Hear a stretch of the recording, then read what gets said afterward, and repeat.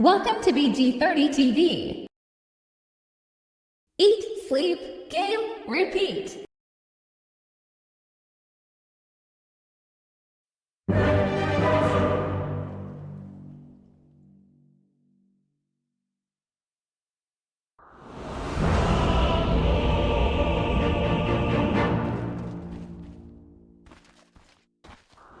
If you were playing against, let's say, Bane plus any ranged carry, I would way more understand the point in reactive breaks. Then you're going to be harassed a little more. I'm going to go on to Satanic with the rotation from crit, but can't really commit into the tower for the time being.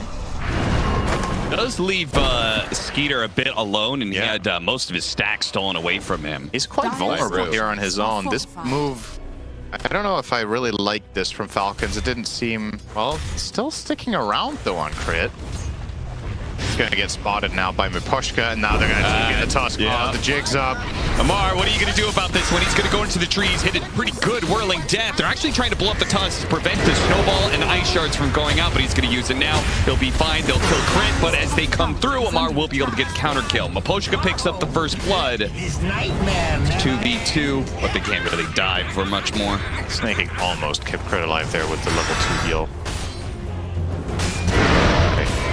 Yeah, nice for Spirit. Get that rotation in from the Tusk with the Nightmare play. They get the first blood. And in the meantime, the Dawnbreaker will be solo laning against Alk, which should be a nice matchup.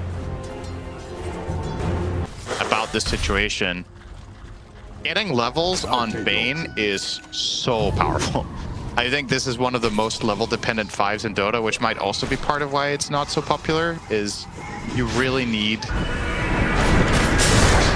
A little bit awkward as the Nightmare is taken off by the damage, but they still have the extra hero to ensure the kill. Bane benefits a ton from levels because of just how well Nightmare scales. You really want the cast range on it in particular. That's the most important combinations. And they obviously have played well against it. Like the Alchemist, they're taking away all these small stacks that he has inside the safe lane. The Bane has worked out, I would say, pretty decently. Tag team gonna slow down crit.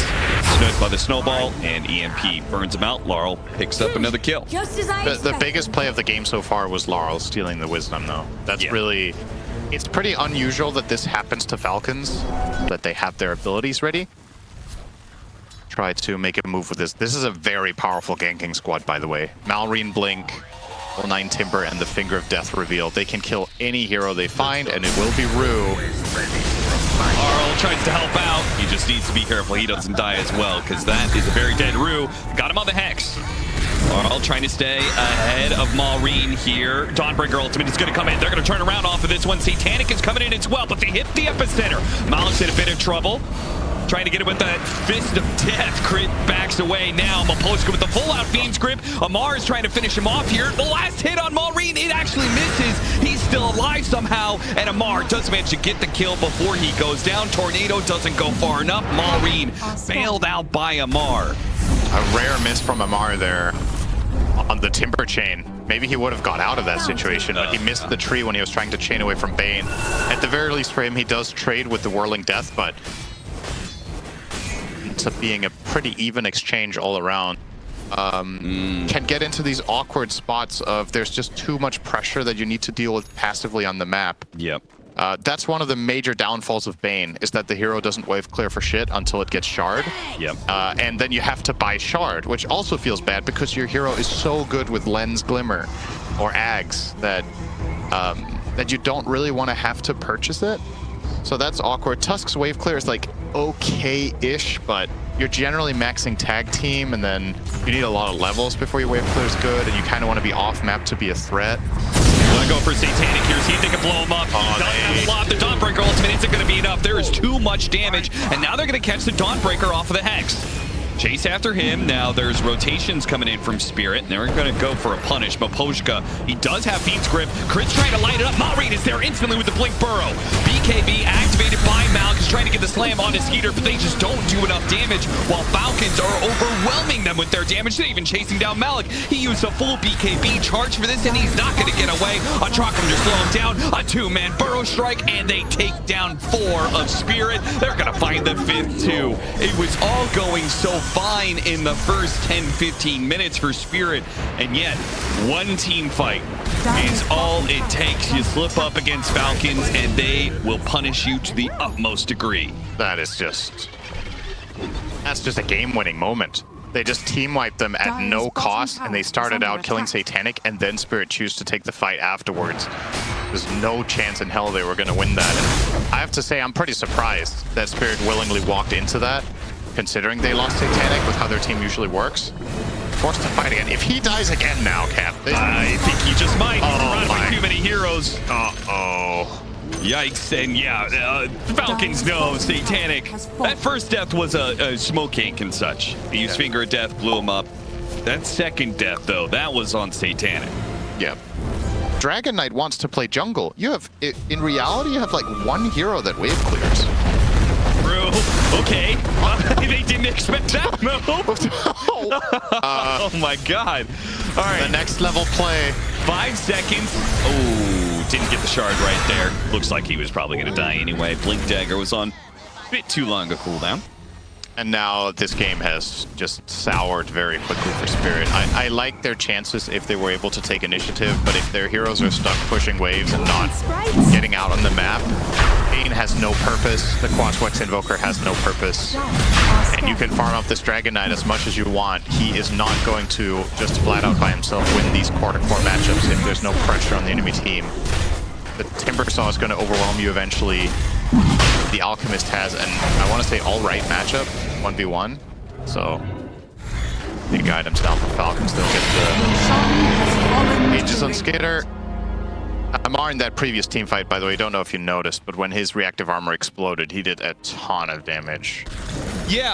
Just nightmaring you and people walking away is not the best for him either. So I think it's maybe one of those situations where you can look at the classic glass half full, glass half empty kind of thing. It's like, yeah, they have counters, but at the same time, how often? We'll wait with that. Dawnbreaker ultimate, they're going to quickly kill the Lion. The Invoker, though, is having trouble. The snowball comes through, gives him a little bit of distance, but the Burrow Strike is on point. Malrine gets that one. Malik is just hoping that an Invis will save his life. Oh, of course. Snaking's got the dust. He came into these team fights prepared. Yeah, you get one support, and it's going to cost you 3 heroes, of which 2 are cores. That is just not the trade you're looking for in Falcons. Are they going to dive this on Satanic? Satanic. They are thinking about it at the very least. He does have his BKB. They'll get that charge out of him here. The Glit's going to be activated for the multi-shots here, trying to get these low heroes and finish them off, but it's not good enough. Dragonform BKB now on cooldown. Yeah. Inch with the heal plus the Bloodstone and Sand King, they're not going to be able to kill them. He's going to be getting a pipe once again. Moposhka has scouted out Snake King, and he's going to catch him here. He TPs from Falcons. Looks like they're giving up on Snake King. He does manage to get off his heel, which will take this. No, they're helping him. Okay. Oh boy, this is bad. Burrow Strike on 4, already set up. They miss their spells on Snake King, and now Skeeter's gonna go in. Malrine pops his amp damage, and he's ready to fight. Team Spirit fully abandoned this situation. That was... I wonder how many games we're going to see this Snaking Ench get in this situation and have this outcome. I don't know. Whenever I see the enemy team go on Snake, I just get this feeling in my stomach that this is a bad idea. Yeah. It's just every game that he has this hero, teams are either wasting a ton of resources killing him once or twice, and worst case scenario, some of those games might also be Core, from back when he played Core. Yeah. These are not exclusively support games. Ake, which was obviously literally only 5 Chen games. I wonder how. Can you see how many games he had on Chen? Were you looking at it? I'm curious. Jump forward, Blink doesn't immediately find Mark, but Satanic's in pretty deep here. He does have his BKB, but the damage! They got one disable on him, and then he's just dead. And the Dawnbreaker, same situation as many times before. The ult comes in, it doesn't save the hero. He's instantly disabled and killed. Spirit don't know what to do. It's actually pretty clear. They don't have a plan. Yeah. These heroes are running in. They fight the Ench again. They cast a stun and a Sunstrike on her, and they're like, "What are we doing?" And then they just die, and now they lose the game. It's not a good look when you're off to a decent start and then you find one more kill until you get Raxed. This game was 5-4 for Falcons, I want to say at minute 12. So Spirit have accomplished absolutely nothing. Then in the top 5, Arteezy is there twice. He has Lycan, 76.5, and Shadow Fiend, 75.2. ECSF, that was a monster back in the day. Pushka will get ganked here by Amar. The third place is Nisha's Morphling. Has been killed. He does not play that very much right now, obviously on Liquid, but that was iconic as well. He was insane on Morph. Ake has 73% win rate on Chen with 216 games. That's a lot of games. That one to me is the most incredible. And then you have No Tail IO, 72.5. 164 games. Okay, and No Tail are the ones that really stand out just for the number of games that they have played in this list. There's then he can catch Bane, so he can do damage to Bane. All right, well, we're going to see if Amar also has this combination now where he can activate his Ags early and then overwhelming blink in with the Havoc Hammer as well. He actually has some pretty crazy AoE damage. Nutty combo. With the BKB, you're fully protecting your armor. So you're not worried about being tornadoed if you want to make that exact play. Just go for it. Great baiting out there. Takes it right in front of his face. Oh, this is spicy now. They're getting lots of stuns. Dawnbreaker ultimate comes in. Got an Abyssal Blade on a Satanic, but he managed to get off his BKB. They're going to turn and look at Malrine. Malrine activates his BKB. The physical damage is just not enough. Satanic cannot do enough. And Malik, he tries to get away. Crit just blinks in front of him, gives him the finger. And Maposhka will join the other two in the fountain. All right. And I mean, this has got to be game, right? This was the one time. Now, Spirit go out of base. They get into that awkward situation we were talking about. Dragon Knight, no buyback. It's cool if you have the Tusk Ags now, but... He doesn't, don't worry. Laurel. That's one way to do it. Run, Laurel, run. Escape for now. Dyer's Marzen. There's that damage. Overwhelming blink. That's a dieback. Whirling Death, Havoc Hammer. Boom, boom, boom. Dyer's bottom barracks has fallen. It's gonna go Dyer's S and Y. middle tower is under attack. Excuse me, Kaya Yasha. He's gonna be even faster at getting off these combos. Falcons aren't scared here. Until Dragon Knight buys back, they don't care. No, and there's the kickback on the crit. They can manage to slam him nice and quick. 3-man unstable concoction, but Falcons, they see the buyback from the Dragon Knight, as you said, not scared until that comes out. And even then, I feel like they probably could win the fight, but no need to risk it. As Roshan, spawn time has started. If they were to try and challenge Spirit, they lose that fight, then they give them the next Roshan, then you just delayed the game by a massive amount.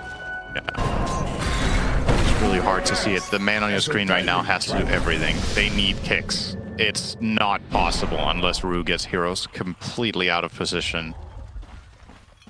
Spirit will go for a Hail Mary. Falcons seem very aware that this is coming. Yep, they have info because the mid-wave is not being pushed down. down. Gets the backline already. There goes the Bane. Rue, he's rolling onto the Enchantress. That's not what they want. There's no position to get a kick here. While Laurel is going to die despite the BKB activation. Rue tries to make a break for it after the snowball. Tries to blink back and away from Falcons, but they have plenty of chase.